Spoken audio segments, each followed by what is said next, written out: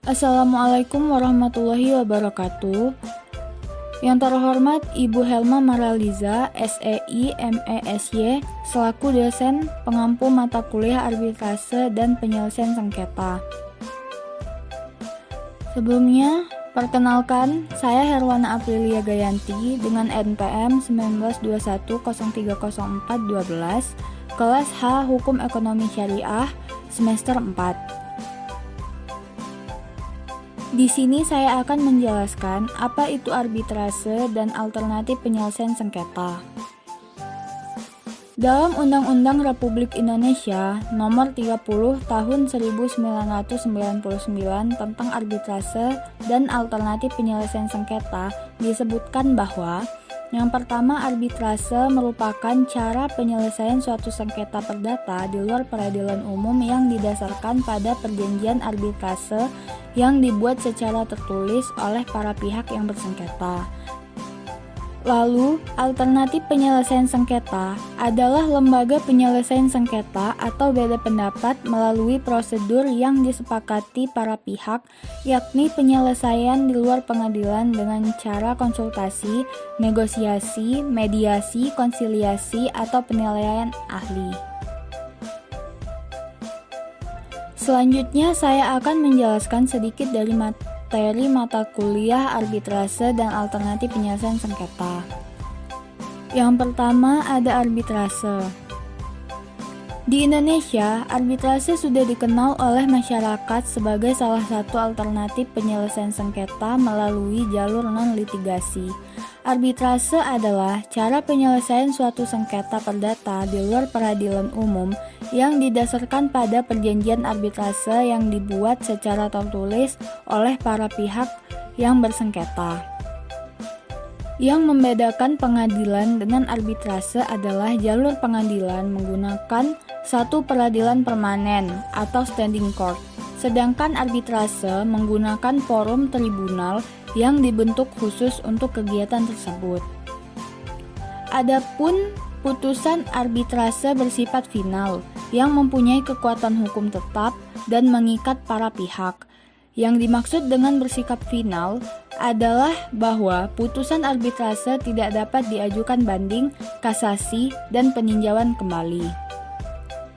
Sedangkan untuk konsep hukum Islam tentang arbitrase bukanlah konsep yang sudah jadi dalam bentuk aturan hukum, tetapi masih bersifat ideologi yang dapat dikembangkan menjadi dasar keabsahan arbitrase. Berikut ini adalah sumber hukum arbitrase. Yang pertama, Pasal 2, Aturan Peralihan Undang-Undang Dasar 1945. Lalu yang kedua, Pasal 377 HIR dan 705 RBG. Yang ketiga, Pasal 615 sampai dengan 651 RV. Yang keempat, Pasal 3 ayat 1 Undang-Undang Nomor 14 Tahun 1970 tentang pokok-pokok kekuasaan kehakiman. Lalu yang kelima, Pasal 80 Undang-Undang Nomor 14 Tahun 1985 tentang Mahkamah Agung. Yang keenam, Pasal 22 ayat 2 dan 3 Undang-Undang Nomor 1 Tahun 1967 tentang penanaman modal asing. Yang ketujuh, Undang-Undang Nomor 5 Tahun 1968 tentang penyelesaian perselisihan antara negara dan warga negara asing. Yang kesembilan, Keputusan Presiden Nomor 34 Tahun 1981. Lalu yang kesembilan, Peraturan Mahkamah Agung Nomor 1 Tahun 1990 tentang tata cara pelaksanaan putusan arbitrase asing. Yang terakhir, Undang-Undang Nomor 30 Tahun 1999 tentang arbitrase dan alternatif penyelesaian sengketa. Dalam arbitrase dan alternatif penyelesaian sengketa ini, ada beberapa pilihan penyelesaian sengketa, yaitu yang pertama konsultasi. Konsultasi merupakan suatu tindakan yang bersifat personal antara suatu pihak tertentu yang disebut dengan klien dengan pihak lain yang merupakan pihak konsultan, yang memberikan pendapatnya kepada klien tersebut untuk memenuhi keperluan dan kebutuhan klien tersebut. Dengan adanya perkembangan zaman, konsultasi dapat dilakukan dengan cara langsung maupun dengan menggunakan teknologi komunikasi yang telah ada. Hasil konsultasi berupa saran yang tidak mengikat secara hukum. Artinya, secara saran tersebut dapat digunakan atau tidak oleh klien. Yang kedua, negosiasi. Negosiasi merupakan sarana bagi pihak-pihak yang bersengketa untuk mendiskusikan penyelesaian tanpa keterlibatan pihak ketiga. Melalui negosiasi, para pihak yang bersengketa dapat melakukan suatu proses penjajakan kembali akan hak dan kewajiban para pihak yang bersengketa dengan suatu situasi yang sama-sama menguntungkan dan melepaskan atau memberikan kelonggaran atas hak-hak tertentu berdasarkan pada asas timbal balik. Jika telah mencapai kesepakatan, kemudian dituangkan secara tertulis untuk ditandatangani dan dilaksanakan oleh para pihak. Namun, dalam proses negosiasi terdapat beberapa kelemahan diantaranya yaitu ketika kedudukan para pihak tidak seimbang, pihak yang kuat akan menekan pihak yang lemah. Selanjutnya ialah proses berlangsungnya negosiasi kerap kali lambat dan bisa memakan waktu lama. Lalu yang terakhir ialah ketika suatu pihak terlalu keras dengan pendiriannya. Selanjutnya, mediasi. Mediasi merupakan intervensi terhadap suatu sengketa atau pihak ketiga yang dapat diterima, tidak berpihak, dan netral, serta membantu para pihak yang berselisih mencapai kesepakatan secara sukarela terhadap permasalahan yang disengketakan. Mediator bertindak sebagai fasiliator. Hal ini menunjukkan bahwa tugas mediator hanya membantu para pihak yang bersengketa dan menyelesaikan masalah dan tidak mempunyai kewenangan untuk mengambil keputusan. Mediator berkedudukan membantu para pihak agar mencapai kesepakatan yang hanya dapat diputuskan oleh para pihak yang bersengketa. Mediator tidak memiliki kewenangan untuk memaksa, tetapi berkewajiban untuk mempertemukan para pihak bersengketa. Mediator harus mampu menciptakan kondisi yang kondusif yang dapat menjamin terciptanya kompromi di antara para pihak-pihak yang bersengketa untuk memperoleh hasil yang saling menguntungkan. Selanjutnya yang terakhir, konsiliasi. Konsiliasi dilakukan melalui seorang atau beberapa orang atau badan sebagai penengah yang disebut konsiliator, dengan mempertemukan atau memberi fasilitas kepada pihak-pihak yang berselisih untuk menyelesaikan perselisihan secara damai. Konsiliator ikut serta secara aktif memberikan solusi terhadap masalah yang diperselisihkan. Materi yang selanjutnya ada legal opinion atau pendapat hukum. Legal opinion atau pendapat hukum merupakan salah satu peran pekerja hukum dengan memberikan konsultasi hukum, yaitu memberi pendapat hukumnya, baik digunakan untuk menghindari timbulnya sengketa maupun untuk penyelesaian sengketa, baik secara lisan maupun tertulis untuk orang yang membutuhkan. Berikut ini adalah langkah-langkah penyusunan legal opinion. Langkah pertama, identifikasi fakta hukum. Meliputi yang pertama, identifikasi fakta hukum dan bukan fakta hukum. Lalu yang kedua, fakta hukum menjadi dasar atau objek analisis khusus. Langkah kedua, identifikasi masalah hukum atau legal issue.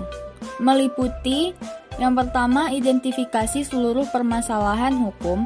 Yang kedua, permasalahan hukum diklarifikasi untuk memberi fokus dan arah analisis hukum. Lalu yang ketiga, masalah atau isu hukum dirumuskan secara tepat. Langkah selanjutnya, inventarisasi aturan sebagai dasar hukum analis. meliputi yang pertama mengumpulkan aturan-aturan yang diterapkan untuk analisis dan pemecahan masalah hukum. Lalu yang kedua meliputi jika ada pertentangan atau ketidaksesuaian antara aturan yang ada, tentukan aturan yang berlaku berdasarkan prinsip-prinsip hukum. Langkah selanjutnya, buat analisis. Meliputi yang pertama permasalahan dianalisis dengan menggunakan dan mengacu fakta hukum dan aturan yang telah diidentifikasi. Lalu, analisa juga dilengkapi dengan pendapat dan putusan-putusan pengadilan untuk memahami makna dari setiap aturan. Lalu yang terakhir, setiap kemungkinan jawaban harus dibahas dan dianalisis argumentasi yang paling kuat. Lalu, langkah selanjutnya, buat kesimpulan. Meliputi yang pertama, menarik kesimpulan dari analisis yang telah dilakukan.